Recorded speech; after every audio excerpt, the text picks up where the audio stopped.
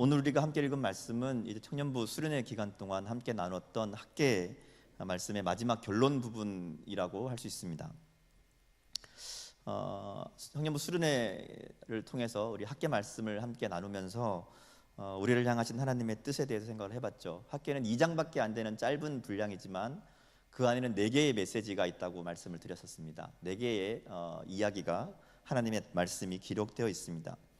오늘 우리가 살펴보려는 내용은 그 3번째 내용이죠. 수련회 안 오신 분들도 있으니까 제가 앞부분에 있는 것들을 좀 정리를 해서 이야기를 나누고 또 같이 얘기를 해보겠습니다. 학계 선지자의 말씀을 읽다 보면 특이한 점이 있다고 그랬죠. 그게 시간에 대한 기록입니다. 날짜를 분명하게 기록하죠. 말씀을 선포하기 전에 그 메시지가 언제 선포되었는지를 기록합니다. 1장 1절을 보면 다리오 왕 제2년 여섯째 달 초하루에 하나님의 말씀이 학계로 말미암아 임했다, 이렇게 얘기합니다. 오늘 2장을 시작할 때도 똑같이 얘기하죠. 다리오 왕 제2년 9째 달 24일에 이렇게 얘기합니다.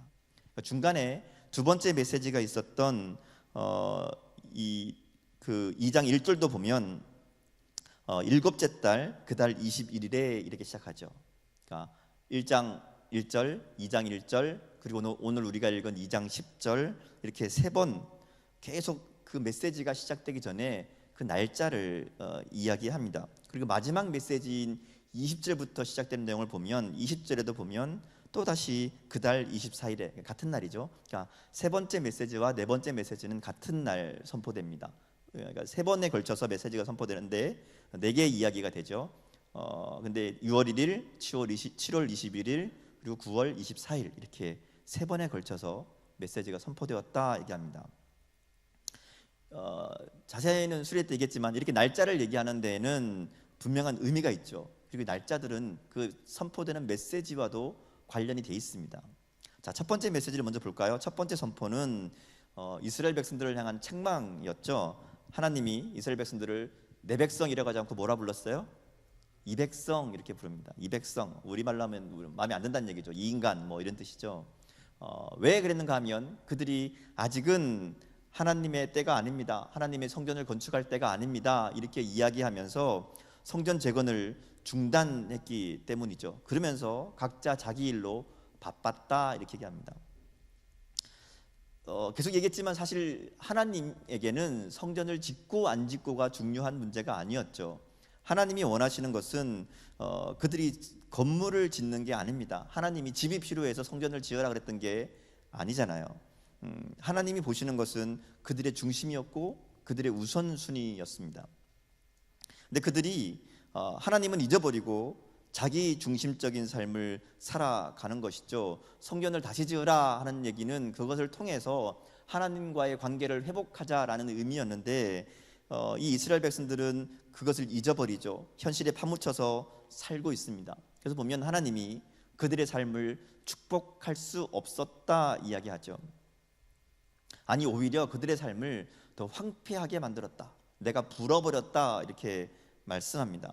그러면서 하시는 얘기가 너희의 행위를 돌아보라 이렇게 얘기하죠. 이게 첫 번째 메시지였습니다. 너희의 행위를 돌아보라. 하나님이 원하시는 것은 어떤 성과가 아니었습니다. 건물을 쌓아 올리는 것이 아니었다는 거죠. 그들은 아직은 때가 아니라고, 자신들에게는 성전을 지을 만한 힘도 없고 돈도 없고 기술도 없고 아무것도 없다고 이야기하는 그들에게 하나님이 하신 얘기는 산에 올라가서 나무를 가져다가 그것으로라도 성전을 지어라 하는 얘기였어요. 그러면 하나님이 기뻐하시겠다, 영광 받으시겠다. 화려하고 멋진 성전이 아니라 그들의 마음이 하나님께로 돌아오기를 원하시는 하나님의 선포였습니다. 자, 이런 학계의 선포를 듣고 이스라엘 백성들이 성전 재건을 시작하죠. 16년이나 멈춰있던 성전을 다시 짓기 시작합니다. 그런데 한 달쯤 지났을 때 그들의 마음이 다시 흔들리죠. 두 번째 메시지가 선포되는 겁니다. 그래서 그 7월 21일로 기록된 그날입니다. 7월 21일은 그들의 이 큰 절기 중에 하나인 초막절이 끝나는 절기인데요. 이 초막절은 우리로 얘기하면 추수가 끝나는 추수감사, 그러니까 수장절이라고도 불러요. 그러니까 이 말하자면 거둔 것을, 추수한 것을 저장한다. 그래서 수장절이라고도 하거든요. 수장절, 초막절, 장막절 이렇게 하는데 그 시간이 된 겁니다. 그래서 성전 재건을 다시 지은 지 한 달쯤 넘었을 때에 그들의 중요한 절기인 초막절이 되었고, 한 해의 농사를 끝마치고 추수감사를 하면서 기뻐하고 즐거워하고 감사하고 그래야 되는 시기가 되었는데 그들 가운데 기쁨이 없습니다. 그동안에는 하나님이 복을 안 주셔서 황폐했다고 얘기했습니다. 그래서 먹고 살기 힘들어서 열심히 일하고 정말 열심히 뛰어다녔는데 그 결과가 아무것도 없었습니다. 얘기를 들어보니까 성전을 다시 짓지 않아서 그런 거로 얘기하셨어요. 그래서 성전을 다시 짓기 시작했습니다. 근데 문제는 그들의 삶이 나아지지 않았다는 거죠. 하나님 말씀대로 순종하겠다고 했는데 비록 한 달밖에 안 됐지만 그래도 자기들은 나름대로 순종했는데 자기들의 삶이 전혀 달라지지 않더라는 거죠. 그들은 하나님 앞에 결단하면 달라질 줄 알았습니다. 좀 예전보다는 좀 나아질 줄 알았죠. 하나님이 축복해 주실 줄 알았어요. 그런데 한 해 추수를 마치고 보니까 달라진 게 없더라는 거죠. 똑같습니다. 여전히 그들의 삶이 황폐하고 어렵습니다. 그래서 마음이 흔들리죠. 그리고 또 한 가지 문제는 성전 공사를 다시 시작하고 보니까 이 너무 시원찮은 거죠. 그리고 옛날 성전을 봤던 사람들이 이전의 솔로몬 성전과 비교하면 너무 초라하다고, 보잘것없다고 이렇게 부정적인 이야기라고 통곡하고 울고 난리가 난 겁니다.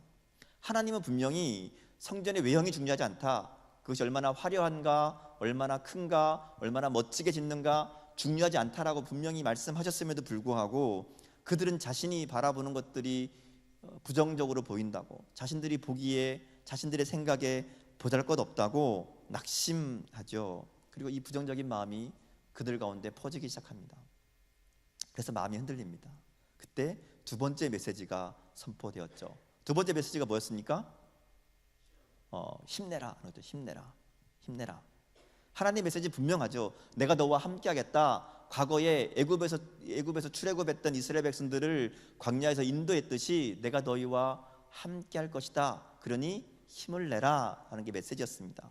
그리고 너희가 보기에는 비록 초라하고 보잘것없어 보이는 성전일지 몰라도 그 외형이나 그 보기에 보이는 것과는 상관없이 내가 사용하면, 하나님이 쓰시면 그 어떤 것보다 멋지고 아름답게 사용될 것이다. 하나님이 그 얘기하시죠. 내가 인정하면, 내가 사용하면 그 어떤 화려하고 멋진 성전보다 내가 더 귀하게 사용할 것이다. 아니, 내가 그렇게 만들겠다 약속하십니다. 그래서 내가 이 성전의 영광을 이전보다 크게 하겠다, 내가 내 평강이 이곳에 머물게 하겠다 약속하시죠. 그들의 흔들리는 마음을 다시 한번 다잡아 줍니다. 그들이 그렇게 마음을 다잡고 다시 성전을 짓기를 시작하죠. 자, 오늘 말씀은 그 다음 이야기예요. 그렇게 성전을 짓기 시작한 지 2달쯤 지났습니다. 그러니까 성전을 짓기 시작한 지는 한 석 달이 넘었겠죠. 그런 시간에 그들에게 하나님의 말씀이 다시 선포됩니다. 오늘 하나님의 말씀을 보면 두 개의 질문으로 시작하죠. 하나님 뭐라는 거면 학교한테 가서 너 제사장들한테 가서 이거 한번 물어봐라 얘기합니다. 두 가지 물음을 주죠. 첫 번째는 무슨 물음이었어요? 거룩한 고기, 말하자면 하나님께 예배 드린 제물이 있어요. 거룩해진 제물이 있습니다. 이 제물을 싼 옷자락이 있죠. 이 옷자락이 거룩한 제물을 쌌기 때문에 거룩해진다고 그들은 생각했습니다. 근데 이 거룩한 옷자락이 다른 음식에, 국이나 다른 음식에 닿으면 그것이 거룩해지겠느냐라는 질문이었어요. 그렇게 될까요? 거룩해질까요? 네, 성경에 답이 나와 있습니다. 제사장들이 아니라 그래요. 거룩해지지 않습니다. 또 한 번 묻습니다. 그러면 부정한 것을 만진 사람이, 그러니까 시체를 만진 사람이, 시체를 예를 들죠. 부정한 것을 만진 사람이 다른 것을 만지면 그것이 부정해지느냐, 그 부정이 옮겨지느냐 하는 질문이었어요. 그러니까 뭐라 그러죠? 옮겨진다고 그래요. 자, 언뜻 보면 도대체 무슨 얘기를 하고 있나 싶죠. 하나님이 갑자기 왜 이런 얘기를 하시나.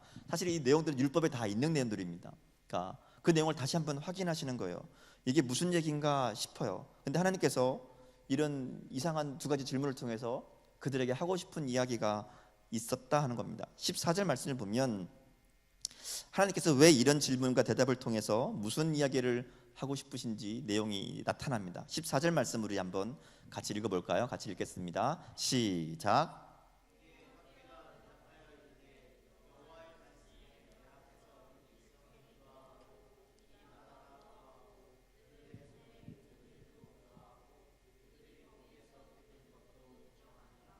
네, 학계가 대답하여 이르되 이렇게 나옵니다. 근데 앞에 보면 학계한테 누가 질문한 게 있어요? 질문한 게 없죠. 근데 갑자기 학계가 대답했다 그래요. 아, 이것은 누군가에 대한 대답이라기보다는 이 얘기를 듣고 있던 이스라엘 백성들의 마음 속에 생긴 의문 때문인 거죠. 우리 마찬가지잖아요. 왜 이런 얘기를 하실까라는 생각이 들었다는 거죠. 왜 갑자기 거룩과 부정에 대한 얘기를 하실까 하는 거예요. 그전에는 그들의 실제적인 문제였죠. 성전을 짓고 있지 않으니까 성전을 지으라는 얘기를 했었고요. 성전을 짓다가 마음이 흔들리니까 마음을 굳세게 하라는 얘기를 하셨습니다. 근데 오늘은 갑자기 성전 재건과는 전혀 상관없는, 혹은 그들의 현실과는 상관없는 이 정결과 부정에 대한 이야기로 말씀을 시작하신다는 거죠. 그래서 궁금했던 거죠. 왜 그러셨을까? 이게 무슨 얘기일까? 학계가 대답하는 겁니다. 무슨 얘기하는가 하면 그들의 손의 모든 일이 부정하다. 그들의 삶의 모든 것들이 부정하다. 너희가 드리는 것도 부정하다. 다 부정하다. 이것은 백성들의 모든 행위가, 그들이 드리는 제사가 다 부정하다라는 얘기예요. 그러니까 깨끗하지 않다. 하나님 인정하지 못하신다. 이런 의미죠. 왜 이런 얘기를 갑자기 하셨을까? 왜 그랬을까요? 이스라엘 백성들은 성전을 다시 짓기 시작하면서 어떤 마음이 들었는가 하면, 아 그래, 이제 우리가 하나님의 뜻대로 살기 시작했어. 그러니까 나는 하나님 앞에 거룩한 사람이야. 하나님이 나를 인정하실 거야. 나는 하나님의 성전을 짓고 있으니까, 하나님 말씀에 순종하고 있으니까 스스로 거룩해졌다, 깨끗해졌다, 정결해졌다 생각한 거죠. 하나님이 자기들을 인정해 줄 것이다, 이제 축복해 주실 것이다, 그런 기대감으로 그 일을 하고 있었다는 겁니다. 이것은 그들이 성전 재건을 시작했음에도 불구하고 그들의 삶이 나아지지 않자 마음이 흔들렸었잖아요. 두 번째 메시지 받기 전에.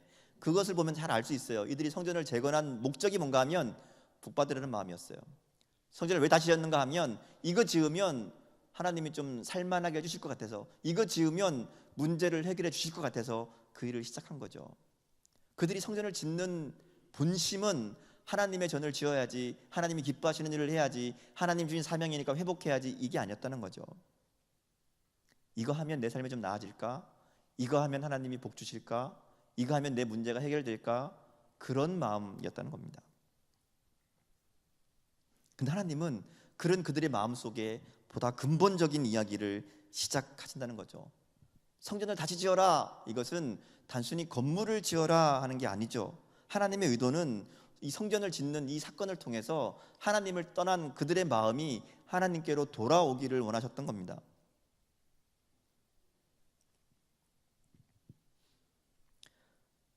그 일은 수단이었죠. 성전을 지으며 공사하며 이 건물을 짓는 것은 말하자면 하나님을 생각하게 하기 위한, 하나님을 우선에 두게 하기 위한, 하나님의 일을 먼저 하도록 만들기 위한 하나의 도구이고 수단이었다는 겁니다. 하나님의 관심은 그들이 건물 짓는 것이 아니라 그 일을 통해서 하나님께 집중하고 하나님의 뜻대로 구별되고 정결한 공동체로 바뀌는 거, 그게 하나님의 목적이었다는 거죠.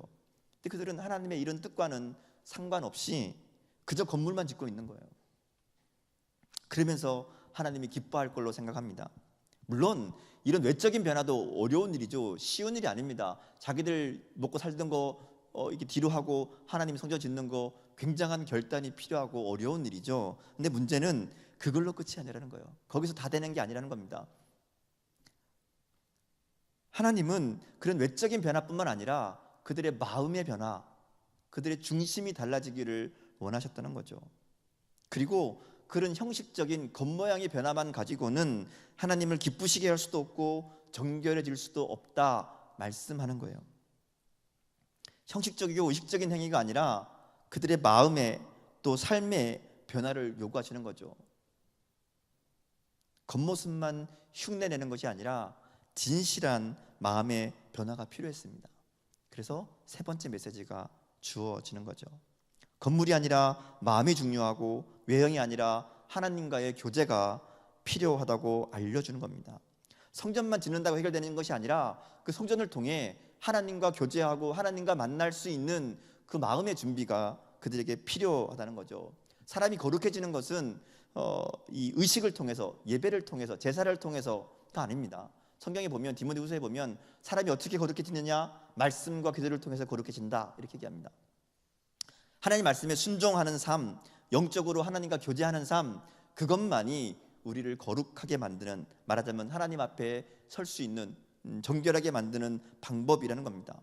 그들은 성전은 짓고 있었지만, 그리고 그것이 그들의 문제를 해결할 수 있는 것이라고 믿었지만, 실제적으로 정작 그들은 하나님과 함께할 준비가 전혀 되어 있지 않았던 거죠.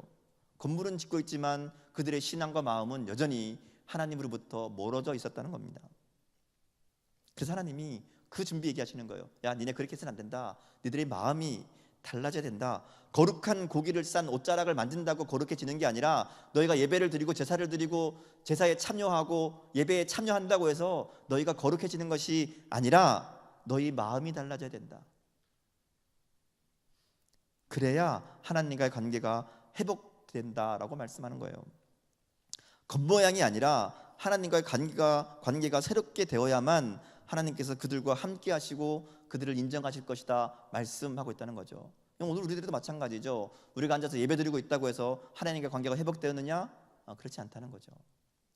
우리가 교회에서 봉사한다고 해서, 교사로 봉사하고 성가대로 봉사하고 찬양팀으로 봉사한다고 해서 우리와 하나님 관계가 좋으냐? 그렇지 않다는 거예요. 아무리 많이 헌금하고 아무리 많이 봉사하고 아무리 열심히 교회 일을 한다고 뛰어다녀도 그 마음이 하나님을 향해 있지 않다면, 그냥 모양과 나타나는 모습만 그렇다면 그건 절대로 하나님이 기뻐하시는 일이 아니다라는 거죠. 그 사람은 그 얘기 하시는 거예요. 성전만 지으면서, 건물만 올리면서, 이제 우리는 하나님과 관계가 회복되었어, 하나님 우리를 인정해 주실 거야, 하나님 우리를 복 주실 거야, 그렇게 생각하고 있던 그들에게 그게 아니라고 말씀해 주고 있다는 겁니다. 그러면서 이제 하나님께서 다시 결론 이야기를 합니다. 드디어 복을 얘기하시죠. 그동안에는 하나님께서 그들에게 직접적으로 복이란 얘기를 안 했어요. 근데 오늘 말씀에 보면 복이란 얘기를 직접 합니다. 19절에 보면 하나님 그렇게 얘기하시죠. 하나님이 그들에게 복을 주시겠다 약속합니다. 물론 이 복도 그들이 원하는 물질적인 풍요나 이런 것들만을 의미하지 않습니다. 이 복에는 다양한 여러 가지 의미들이 담겨 있죠. 그러나 중요한 것은 하나님께서 오늘부터는 달라질 것이다 라고 선언하고 있다는 거예요. 우리가 오늘 본문에서 특별히 주목해야 될 단어가 두 개 있어요. 하나는 오늘이라는 단어고 또 하나는 기억하라라는 단어예요. 말씀해 보면 이 두 단어가 계속 반복되죠. 15절부터 19절까지 보면 오늘이란 말이 여러 번 나옵니다. 그리고 기억하라는 말도 여러 번 나와요. 하나님께서 왜 이 이스라엘 백성들에게 지금 정결에 대한 이야기를 하는지를 여기서 알려주시죠. 이제는 그들의 삶이 달라질 것이기 때문에 그렇다는 거예요.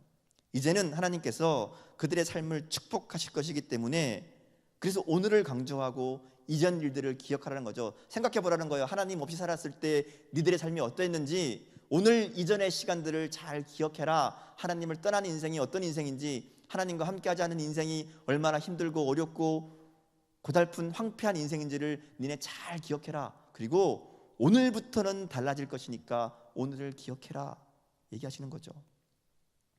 그래서 본문에 보면 여러 번 반복해서 그들이 어려웠던 상황들을 이야기합니다. 그러면서 오늘부터는 달라질 것이다, 오늘부터는 내가 너희에게 복을 주겠다 약속합니다.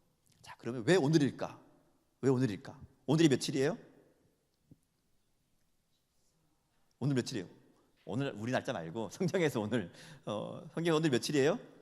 9월 24일. 9월 24일에 그럼 무슨 일이 있었을까요? 무슨 일이 있었을까?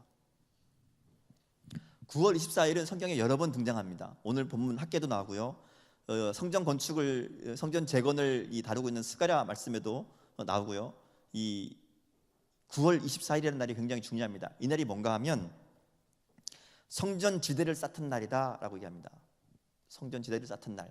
오늘 본문에도 보면 성전 지대를 쌓던 날, 오늘을 얘기하잖아요. 말하자면 성전 재건의 기초를 놓는 공식적인 날입니다. 어떤 날인가 하면 우리가 우리 교회 지을 때 착공하던 날 기억하나요? 착공하던 날 우리 그날 뭐 했죠? 네, 여기 와서 예배드리고요. 이 빈 터지만 여기 아무것도 없을 때, 공터일 때 여기 와서 착공 예배 드렸습니다. 그리고 한 삽씩 떠가지고 이렇게 휙 던졌죠.